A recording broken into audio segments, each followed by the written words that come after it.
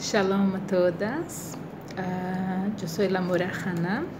Yo doy clases en la institución de Mahonorá, en el departamento de conversión. Yo soy de Brasil, por eso mi español no es tan bueno, pero yo espero que ustedes comprendan lo que yo quiero hablar, ¿sí?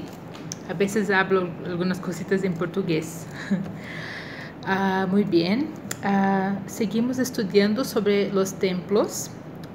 Tuvimos 2 vídeos sobre el primer templo. Hoy empezamos el estudio del segundo templo.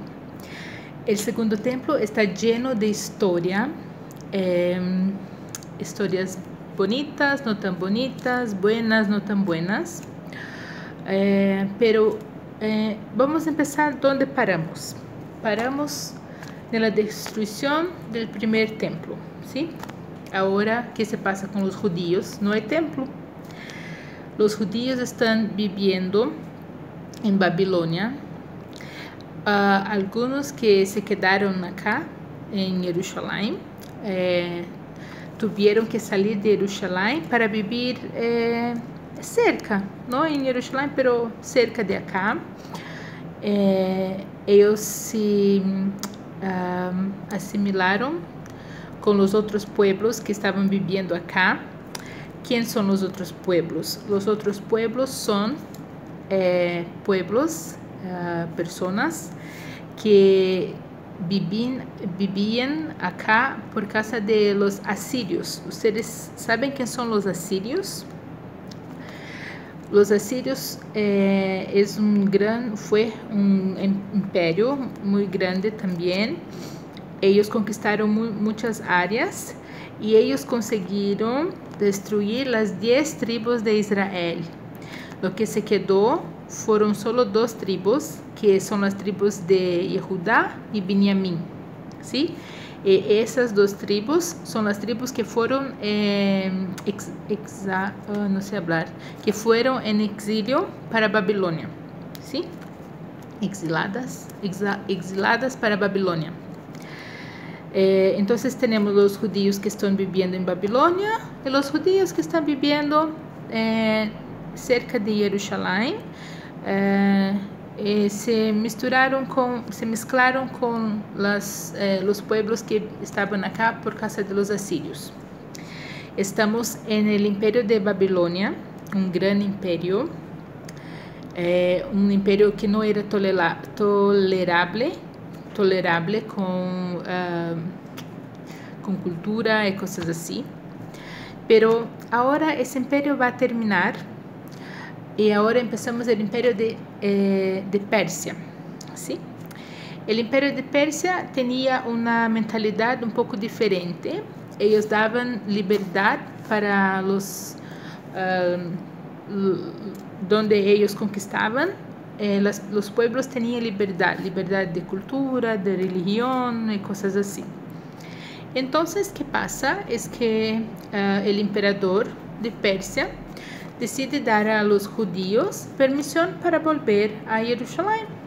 Ustedes pueden volver ahora a donde vivían antes, y también tienen permisión para la reconstrucción del templo. ¡Oh, qué buena noticia! 70 años después del exilio, ya tenía la profecía que después de 70 años los judíos podrían volver. Llegó la hora, vamos a volver. Pero ahora los judíos, no todos quieren volver a Jerusalén. Ellos quieren quedarse donde están. Porque donde están bien, ¿sí? Muchos ya están asimilados con la cultura, con las personas de Babilonia. Y una cosa que es bonito de Hashem es que a veces una persona o un pueblo, nuestro pueblo, necesita pasar por una prueba fuerte, difícil, pero todavía Hashem consigue poner bendiciones para esa prueba. Entonces, ¿qué es? Ahora los judíos no tienen templo, están viviendo en otra tierra, pero todavía, ¿dónde están viviendo? Están viviendo en Babilonia. ¿Qué es Babilonia? Babilonia es la tierra donde Abraham vivió su vida. Ellos hablan aramaico, que es muy similar, muy parecido con el hebraico, el hebreo. Y ellos pueden trabajar con cosas que ya estaban acostumbrados. Por ejemplo, trabajaban con plantaciones de tamarín, ¿sí? Que es una fruta de acá. No sé, támara, no sé cómo se habla en español. Entonces Hashem preparó para ellos, aunque en exilio tenían tenían conforto y cosas así. Pero el problema es que los judíos ahora no quieren volver. Ya están bien donde están. Estoy bien en Babilonia, no quiero volver a construir el templo. No todos, muchos volvieron, ¿sí? Claro. Muy bien, entonces, ¿qué pasó? Los nombres de los emperadores, hay mucha confusión. Quién era, quién no era. Yo voy a decir lo que tal vez sea, tal vez no sea, porque no se puede decir con seguridad. El primero que dio la permisión para los judíos volverem se llamaba Ciro. Ciro, el segundo, se menciona mucho en el Tanaj, porque había la profecía que él iba a dar permisión para los judíos volverem a Jerusalén. Es considerado como un Mesías, como Salvador, porque ayudó a las personas a volver por los judíos, ¿sí? Entonces Ciro, él da la permisión para que los judíos puedan volver a vivir en Jerusalén, en Israel, hacer la construcción otra vez del templo. Muy bien. Él todavía da a las personas que van a volver, da a ellos algunas cosas que estaban con Persia, que pertenecían al templo, ¿sí? Está bien, entonces ellos vuelven a Jerusalén y empiezan. La primera cosa que ellos hicieron fue un altar, el altar para los sacrificios, ¿sí? No había nada, solo el altar, ¿sí? Entonces ya empezaron a hacer sacrificios. Estaban trabajando, era una situación muy difícil, había muchas personas ayudando, muchos judíos ayudando con dinero, con donaciones y cosas así, pero imaginen construir un templo para Hashem, que nosotros queremos dar el mejor para el templo. No era posible, no había dinero para todo eso, ¿sí? Ya no era más el templo de Shlomo con toda la riqueza y todo eso. Entonces ellos hicieron el mejor que conseguían. Pero lo que pasa es que tuvieron que parar la construcción. ¿Por qué? Hablamos antes, ¿sí? Que cuando los asirios llegaron destruyeron todas las 10 tribus de Israel y todo así, se quedaron allá algunos judíos, pero esos judíos se asimilaron con los pueblos que los asirios también pusieron a vivir allá. O sea, no eran más judíos. Ellos se llamaban los samaritanos. ¿Sí? ¿Ya escucharon de los samaritanos? Esos samaritanos, tantos problemas por causa de los samaritanos. Siempre escuchamos de ellos. Entonces, ¿qué pasa? Cuando escuchan que están reconstruyendo el templo de Hashem, los samaritanos dicen, nosotros también queremos participar de la construcción. Pero el pueblo judío que estaba trabajando con eso dice que no, ustedes no pueden porque solo es para los judíos. Pero los samaritanos se consideraban judíos, aunque no eran porque ya estaban todos asimilados. Y los samaritanos, ellos eran muy influentes y tenían mucha influencia en la clase aristocrática, se habla así, como las personas más ricas que estaban viviendo en Jerusalén. ¿Y quién eran? Vamos a volver un poquito. Cuando Babilonia quitó los judíos que estaban en Jerusalén, Los primeros que se fueron las personas de clase más elevada, personas más ricas, personas más que estudiaban más. El mejor. Primero fueron los mejores. Entonces, ¿qué pasó? Entonces empezó una nueva clase aristocrática. Y esa clase tenía contacto con los samaritanos, ¿sí? Esa clase nueva estaban con miedo de perder su posición, ¿sí? Porque ahora los otros van a volver acá otra vez, los que estudiaban, los que trabajaban y cosas así, que tenían una posición mejor. ¿Qué va a pasar conmigo? ¿Voy a volver a ser lo que yo era? ¿Qué va a hacer? Entonces ellos empezaron a contar historias y cosas así. Ellos escribieron como una carta, ¿sí? ¿Qué pasó? Es que ahora Ciro murió. Entonces hay un nuevo emperador. Escribieron una carta a él diciendo que hay un pueblo que está tomando cuenta de Jerusalén y quieren hacer eso. Están haciendo todo contra la voluntad del emperador. El emperador no sabía que los judíos tenían la permisión, ¿sí? Entonces paran todo. No quiero la construcción del templo, no quiero que hagan nada. Entonces se paró la construcción del templo. Solo había el altar por tiempo, creo que 10 años, 15 años, ¿sí? Ok, ahora tenemos un nuevo emperador. Otra vez cambió el emperador. Tenemos ahora Dario, ¿sí? Ahí ahora hay una información, pero no se sabe si es de Dario o si es de Ciro, que uno de ellos eran judíos, ¿sí? Y era hijo de Esther. Yo creo que es Dario, ¿sí? Pero no hay como saber con seguridad. Hay mucha diferencia de informaciones y cosas así. Entonces entra también la Megilat Esther, pero no tenemos tiempo de estudiar. Pero todavía estudiamos todos los años, pero ahora no, ¿sí? Seguimos la historia. Entonces, con la permisión de Dario, ok, un otro grupo de judíos van a volver a Jerusalén para continuar la construcción del templo.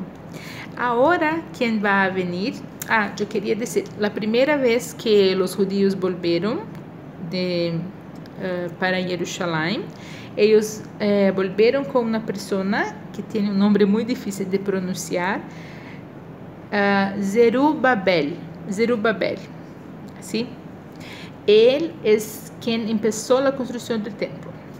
Ahora, la segunda vez que van a volver con Ezra y Nehemías, ¿sí? Entonces también tenemos que estudiar un poquito sobre Ezra y sobre Nehemías, ¿sí? Entonces, ¿qué pasa? Es que cuando Ezra vuelve con más o menos 40,000 hombres, wow, todos van a volver, 40,000, no. Ustedes saben que en aquel tiempo vivían más o menos 500,000 en Babilonia, 500,000 judíos, y solo 40,000 quisieron volver, ¿sí? No es nada.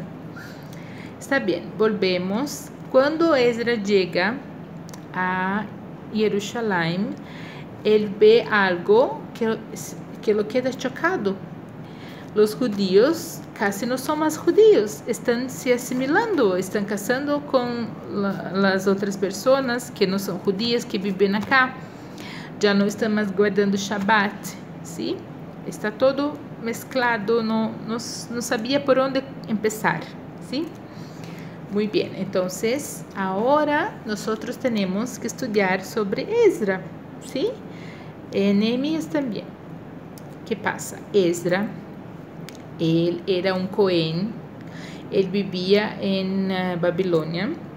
Se habla que él no quiso volver con el primer grupo a Jerusalén porque estaba estudiando, ¿sí? Todavía estaba estudiando Torá y no quería dejar a su profesor en Babilonia.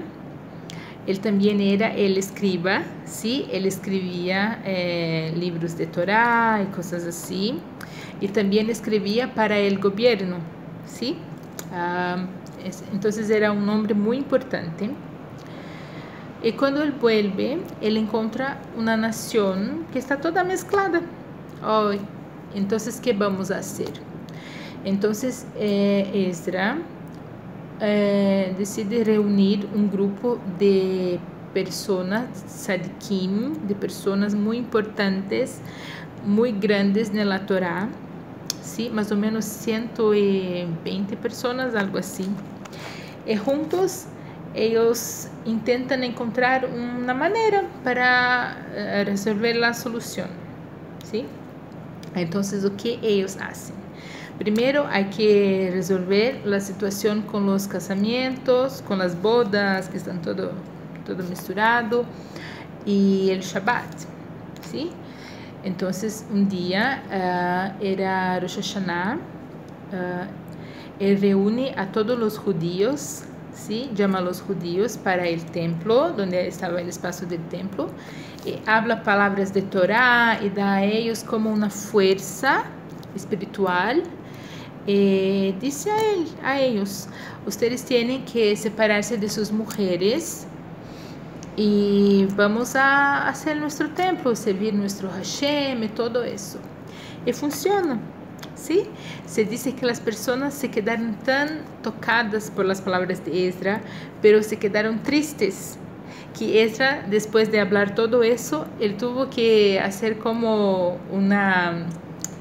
algo para que ellos se quedasen felices otra vez, porque era Rosh Hashanah. Entonces él habló a ellos, está bien, pero por hoy no están tristes, vamos a celebrar Rosh Hashanah y después nosotros trabajamos en mandar las mujeres y trabajar con Shabbat, hacer todo lo que hay que hacer. Muy bien.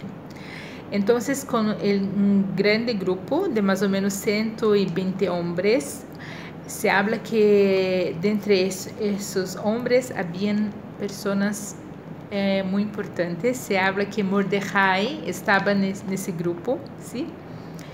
Ellos consiguen entonces establecer lo que es un nuevo, vamos a hablar que es un nuevo judaísmo. ¿Por qué un nuevo judaísmo? Antes habían los profetas. Entonces, el judaísmo no era el mismo que nosotros tenemos hoy. Ellos tenían profetas, ellos tenían el templo que estaba completo, ¿sí? Y entonces era más fácil para ellos. Ahora, ellos no tienen más profetas, ¿sí? La profecía va a quitarse. Solo hay, en ese tiempo que estoy hablando, hay solo creo que 2 o 3 profetas y después no va más a haber.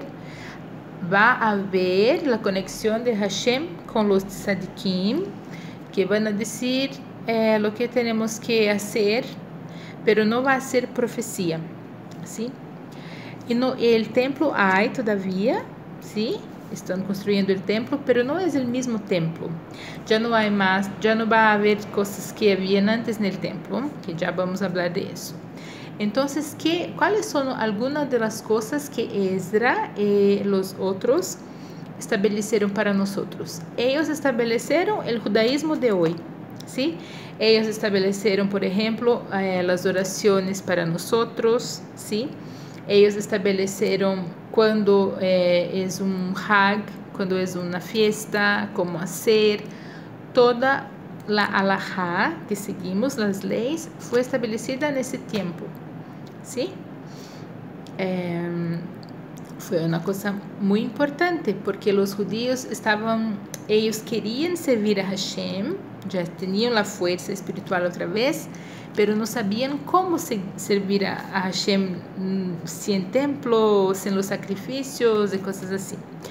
Una cosa interesante que se habla que las oraciones que tenemos, ¿sí? No Arvit, no de la noche, pero de la mañana y de la tarde, que es Shacharit y Minha, ellas empezaron a ser establecidas en Babilonia. ¿Por qué? ¿Qué pasó? Shacharit y Minha es cuando había un sacrificio en el templo, ¿sí? como no podría más hacer sacrificios, ellos empezaron a orar a Hashem, no como hablamos hoy en la Amidah, pero hablaban a Hashem exactamente en el tiempo que había Shacharit y después otra vez cuando había Minha, ¿sí? Se habla, por ejemplo, que el costumbre que tenemos de orar, que así hacemos, de orar en la dirección de Jerusalén ou na direção do templo, e se estamos no templo de Kodesh Kodashim, se estabeleceu. Quem começou isso foi Daniel, ¿sí?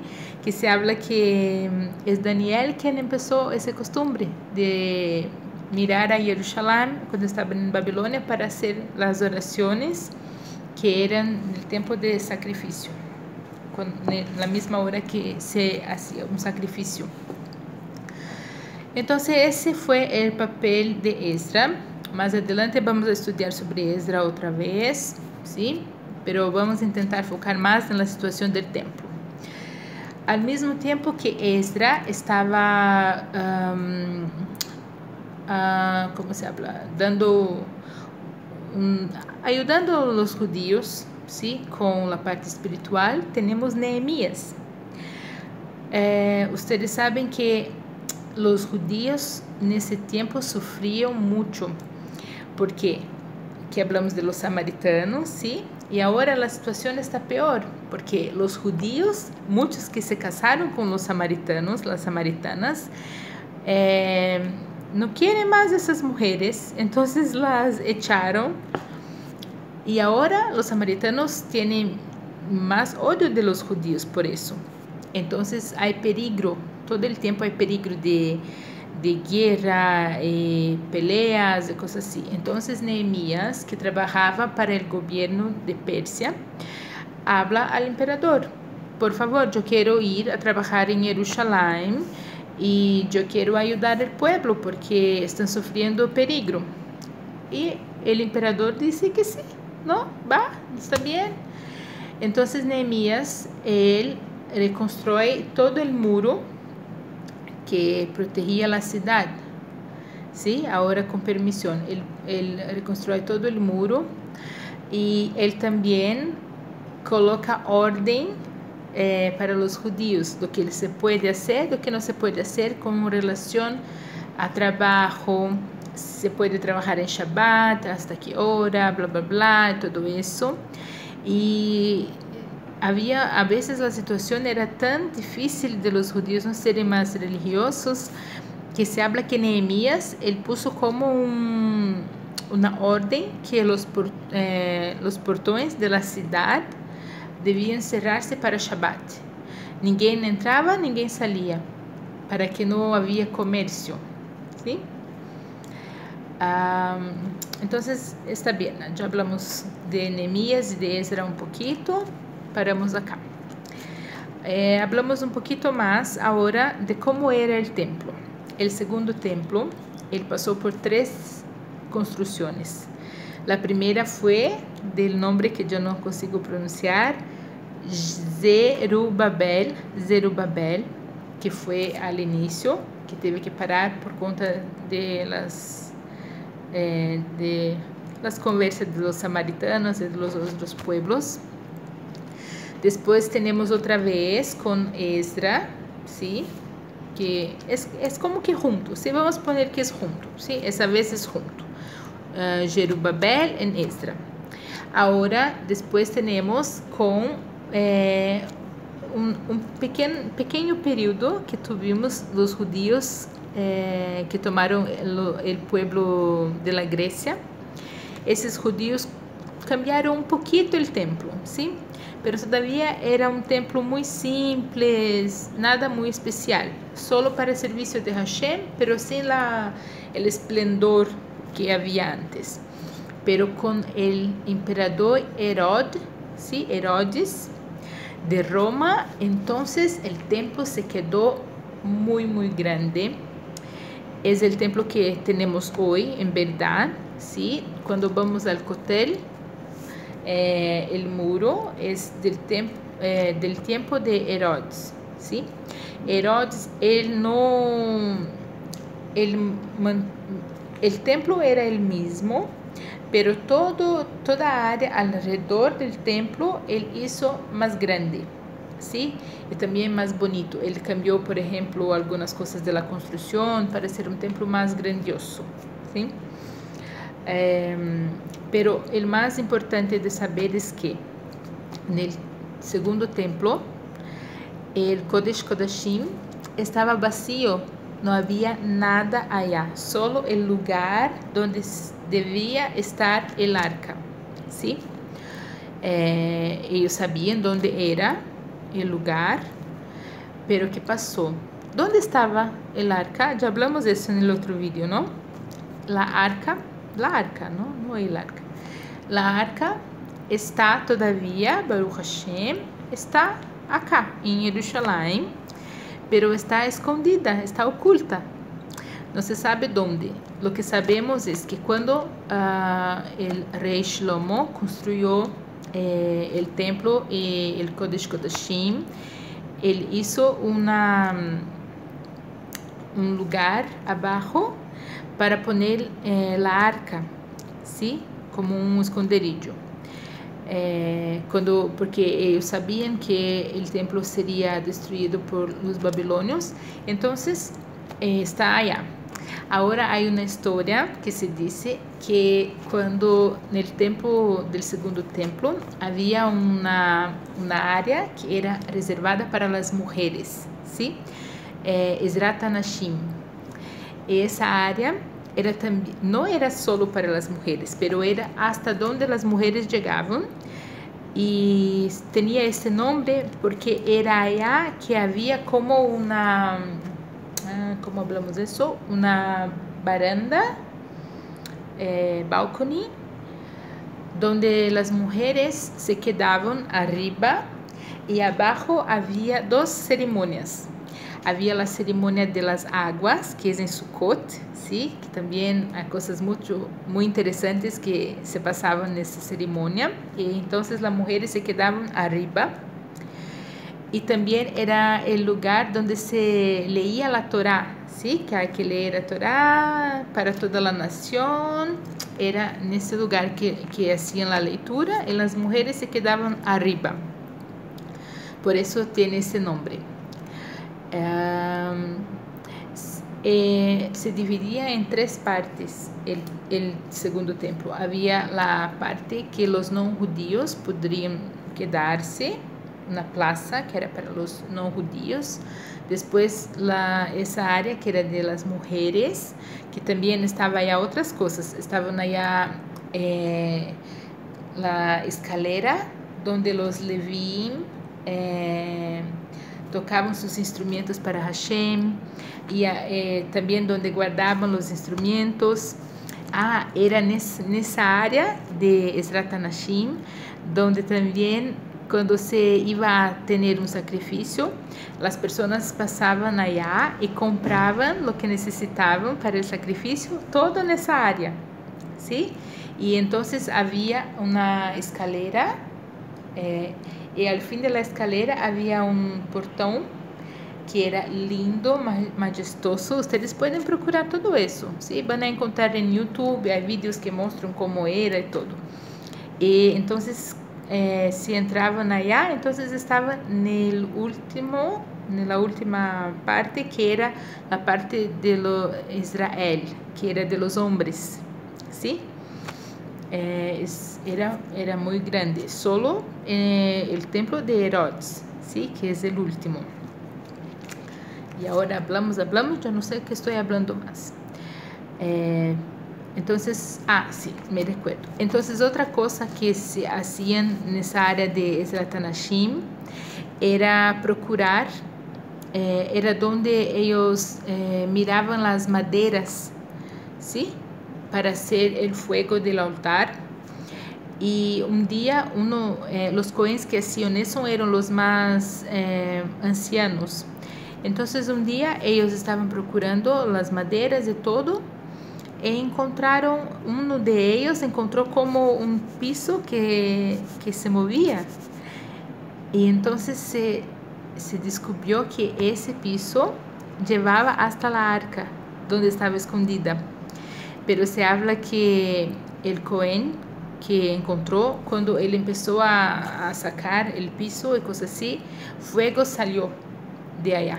Entonces él paró y entendió que no era tiempo todavía de encontrar la arca por el fuego. Entonces no estaban ahora todavía de descubrir dónde estaba la arca, ¿sí? Entonces, ¿qué sabemos? Del segundo templo, el Kodesh Kodashim estaba vacío, no había más la arca allá. Otra cosa, hay una duda que no se sabe si sí o si no, si todavía, yo no sé dónde yo escribí, si todavía hay el Urim Tumim. ¿Qué es Urim Tumim? Urim Tumim era como una placa que el Cohen Gadol tenía acá y que daba las respuestas, ¿sí?